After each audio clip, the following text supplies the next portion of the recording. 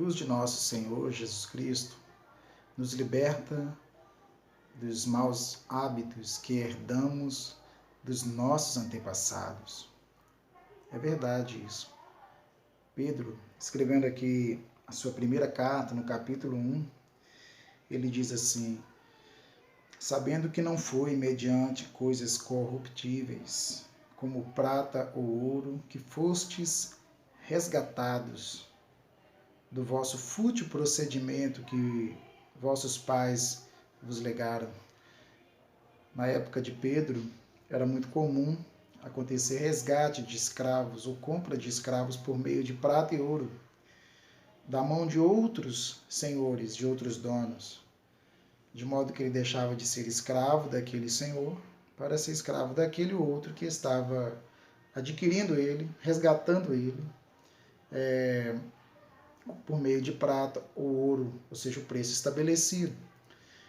E Pedro está dizendo que nós, igualmente, que éramos escravos do pecado, fomos também resgatados, mas não foi por meio de prata e nem de ouro. E a primeira coisa que ele destaca aqui que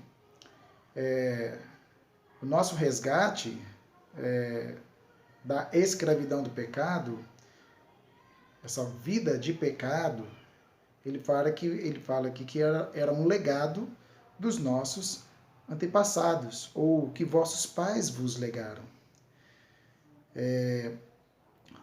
A maioria de todos nós, a maioria de nós, melhor falando, somos e praticamos ou temos maus hábitos que são heranças dos nossos antepassados, de gerações anteriores que foram, seguindo as gerações recentes até nós, e nós vamos dando continuidade. E a cruz de nosso Senhor, a morte de Cristo na cruz, o seu sangue derramado, a punição dos pecados as quais ele sofreu, foram para que nós fôssemos libertos ou resgatados dessa maneira fútil, ou vã, ou vazia de viver.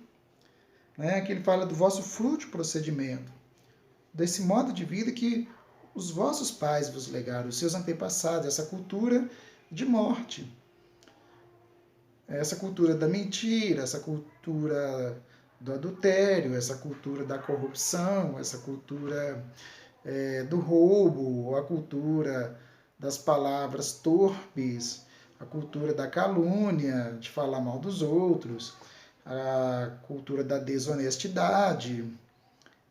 Foi de tudo isso que Cristo nos resgatou, não pagando ouro ou prata, ele vai dizer, mas pelo precioso sangue de Cristo, como de cordeiro sem defeito e sem mácula, o sangue de Cristo, conhecido com efeito antes da fundação do mundo. É motivo de muita gratidão a Deus por isso.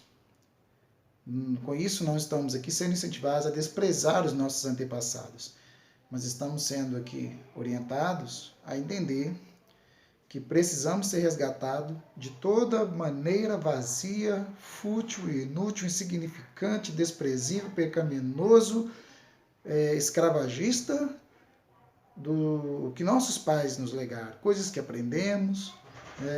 É lógico que no meio disso tudo também aprendemos coisas boas, mas o que não é, o que é fútil, tudo que está reprovado pelo Senhor e que é nocivo à nossa vida e nocivo à vida do nosso próximo, nocivo à vida dos nossos filhos. Eu vejo que Deus me libertou de muitos legados adquiridos pelos meus antepassados. A minha família, o modo de criação dos meus filhos, os valores os quais eles recebem são bem diferenciados. Porque hoje eu conservo o que é uma tradição ou prática educacional boa, que realmente contribui para a maturidade, o crescimento dos filhos, mas a maior parte deles são heranças que adquirimos desse outro Pai, que é o Pai Celestial. E nós mesmos podemos estar correndo o risco de estar deixando legados para os nossos filhos os quais a cruz de Cristo terá que resgatá-los, para que eles não dão continuidade para os nossos netos. E isso ele faz pelo precioso sangue do Cordeiro.